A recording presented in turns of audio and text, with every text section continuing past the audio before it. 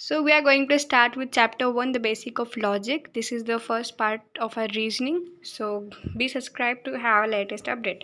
So logic है ना, मतलब क्रिटिकल रीजनिंग अपन कवर कर रहे हैं. तो लॉजिक इज सर्टिंग थिंग कि लॉजिक मतलब होता है रीज़न पता करना कि why. Reason why means we are just going through why the certain thing is happening. तो जब क्रिटिकल रीजनिंग करते थे उसमें लॉजिक क्या करता है, क्रिटिकल रीजनिंग के अंदर लॉजिक अपनों को निकालना पड़ता है with this help of statement, assumption, premises. तो धीरे धीरे अपन सब कुछ पढ़ेंगे. तो सबसे पहले लॉजिक क्रिटिकल रीजनिंग के अगर अंदर आपको कुछ पढ़ना है, क्रिटिकल रीजनिंग, क्रिटिकल रीजनिंग अगर पढ़ना है तो उसमें सबसे पहले मिलता है अपनों को आर्ग्यूमेंट. आर्ग्यूमेंट क्रिटिकल रीजनिंग पढ़ना है, सबसे पहले आपको मिलेगा आर्ग्यूमेंट. आर्ग्यूमेंट क्या है? स्टेटमेंट. एक ही बात कह सकते हैं. स्टेटमेंट कुछ भी हो. Let example, today is raining. This is the kind of statement. So I will not go. I will not go market. This is example. Statement वो चीज़ होती है, स्टेटमेंट या फिर आर्ग्यूमेंट वो चीज़ होती है जो सपोर्ट करती है. क्या सपोर्ट करती है? कुछ भी. सपोर्ट मतलब जो अपनों को सपोर्ट करती है क्लेम या conclusion.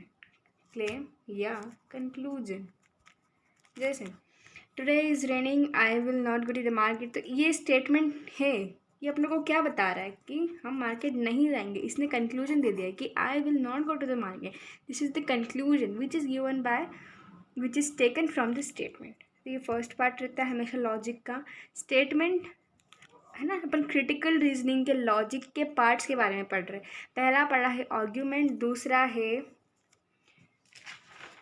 This is also I have note, दूसरा है प्रीमिसेस. प्रीमिसेस क्या करता है? ये अपनों को ना हेल्प करता है. It help us to get conclusion के पहुंचाने के लिए मदद करता है. ये अपनों को सपोर्ट करता है. अगर तुम्हें क्वेश्चन आ गया है कि ये स्टेटमेंट है, इसका कंक्लूजन निकालो, तो तुम्हें पहले स्टेटमेंट या फिर आर्ग्यूमेंट रहेगा, उसको तुम कंक्लूजन तक कहाँ से पहुँचोगे? प्रीमिसेस की मदद से. प्रीमिसेस की मदद से तुम कंक्लूजन तक पहुँचोगे. जैसे यही स्टेटमेंट अगर एक बार हम ले लेते हैं तो इसका प्रीमिसेस क्या हो जाएगा? Today is raining. Today is raining, ये है प्रीमिसेस. टुडे इज़ रेनिंग यही प्रीमिसेस है. आर्ग्यूमेंट पूरा की पूरा है और कंक्लूजन है not go to the market. समझ आ रहा है? Slowly we will get into the concept. पहली बार में समझ नहीं आएगा. You need to look the video twice और thrice. be have patience and you would go definitely get a clarity in the things. Premises के बाद में थर्ड पार्ट आता है. अपने क्या कहते हैं? assumption. It could be hidden हो सकता है, मतलब छुपा हुआ होगा. ज़रूरी नहीं है कि हर सेंटेंस में आपको अजम्पशन दिखे. क्वेश्चन आता है कि अजम्पशन पता लगाओ. सो जो भी मैं आपको पढ़ा रही हूँ, मतलब आर्ग्यूमेंट, प्रीमिसेस और अजम्पशन, इन सब पे सेपरेट चैप्टर्स है. This is the only introductory part to you. इन सब पे सेपरेट चैप्टर्स है. समझ रहे हैं? तो अभी आपको सिर्फ एक इंट्रोडक्शन करवा रहे हैं.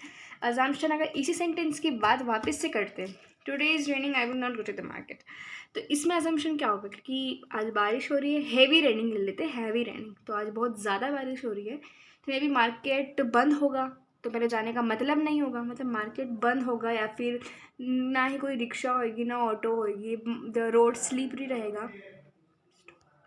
तो मार्केट स्लिपरी रहेगा, रोड स्लिपरी रहेगा, तो नहीं जा पाऊँगी मैं. तो ये एक अजम्पशन है. अजम्पशन क्या होता है?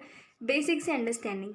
और अजम्पशन हमेशा प्रीमिसेस और आर्ग्यूमेंट के बाद आता है या फिर इनके बीच में भी आ सकता है. इस पर सेपरेट चैप्टर है, तो उसको अपन डिटेल डिस्कशन करेंगे. यहाँ पर आप सिर्फ इतना रखिए, अजम्पशन भी अपने कंक्लूजन तक पहुँचाने में मदद करता है. और लास्टली अपना देता है सबसे मेन पार्ट, कंक्लूजन, जिसके ऊपर क्वेश्चन आते हैं. So this is the 4 part of logic और क्रिटिकल रीजनिंग. लॉजिक के वैसे 2 पार्ट होते हैं, बता देती हूँ तो कोई क्लियरिटी आ जाए. जब भी लॉजिक रहता है, लॉजिक के दो पार्ट होते हैं, एक क्रिटिकल होती है और एक होती है न्यूमेरिकल्स या फिर क्या कह सकते हैं, थोड़ा mind gaming like type, mind gaming. तो वो भी करेंगे अपन। First we will go with critical reasoning जो अपन कवर कर रहे हैं एम के पांडे से। So don't be so much, just have patience and stuck to me.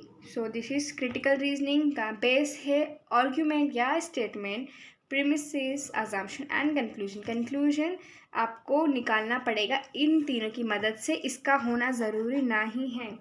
Okay, अब कंक्लूजन कैसे निकालेंगे? पहले तो आप इनको आइडेंटिफाई करके पार्ट तक पहुँचिए, और दूसरी बात है कंक्लूजन के बहुत सारे डेफिनेट वर्ड होते हैं, वो वर्ड्स आपको कंक्लूजन तक पहुँचाएंगे। जैसे ये मेरे खुद के नोट्स भी हैं। तो conclusion arrive with the help of premises और प्रपोजिशन। प्रीमिसेस को प्रपोजिशन भी कहते हैं, सो डोंट गेट कंफ्यूज कि मैम ने नहीं पढ़ाया, they are the same. Okay, argument also takes with the help of the hidden premises assumption. तो ये तो वही आपको बता दिया। कंक्लूजन को आइडेंटिफाई करने के फॉलोइंग वर्ड्स है, देयरफॉर, दस और हिंस। और मैं आपको बता देती हूँ, जैसे this is the words to identify the conclusion. Since, consequently, as a result, it follows, it can be inferred, which proves that, which means that. So we are covering every aspect of this chapter, so this might are sufficient to you.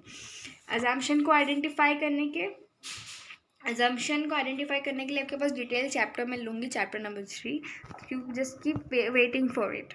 Okay, तो argument कहाँ से बनता है, statement किस statement के क्या क्या part होते हैं, प्रोसीजर होती है कि पहले रहता है स्टेटमेंट, उसके बाद आता है premises and assumption, then conclusion. आप लोगों ने सीख लिया है कंक्लूजन को कैसे आइडेंटिफाई करेंगे। उसके वर्ड्स है देयरफॉर, हेंस, सो ये सर्टन वर्ड्स हैं। उसके बाद में अपन पढ़ेंगे लास्ट पार्ट है जो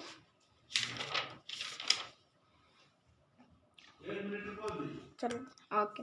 तो मैंने बताया अजम्पशन तो अपन डील करेंगे थर्ड चैप्टर में। अब इसका लास्ट पार्ट है understanding the logic standard way of arguing. तो अपना लास्ट पार्ट बचा है understanding the logic standard ways of arguing. तो लॉजिक को अंडरस्टैंड करने के लिए क्रिटिकल रीजनिंग में अपन ने पता लगा लिया है कि फर्स्ट आता है अपना स्टेटमेंट या आर्ग्यूमेंट, फिर प्रीमिसेस और अजम्पशन की मदद से अपन पहुंचेंगे कंक्लूजन तक। अब आपको अपनी यूजुअल लाइफ में आर्ग्यूमेंट कैसे करना है उस बेसिस पर थोड़ा सा बता देती हूँ। पहले तो अपन यूजुअली क्वेश्चन जो आएंगे ना, इन 4 पैटर्न पे ही आएंगे। क्या पैटर्न रहेंगे? आर्ग्यूमेंट या फिर जो स्टेटमेंट है वो कैसे देंगे, इन 4 बेसिस पे ही स्टेटमेंट आएगी एग्जाम में। एक तो स्टेटमेंट आएगी जो आपको एग्जाम्पल देके समझाएगी, जैसे the Indian union should declare war on Pakistan because even the United state did so.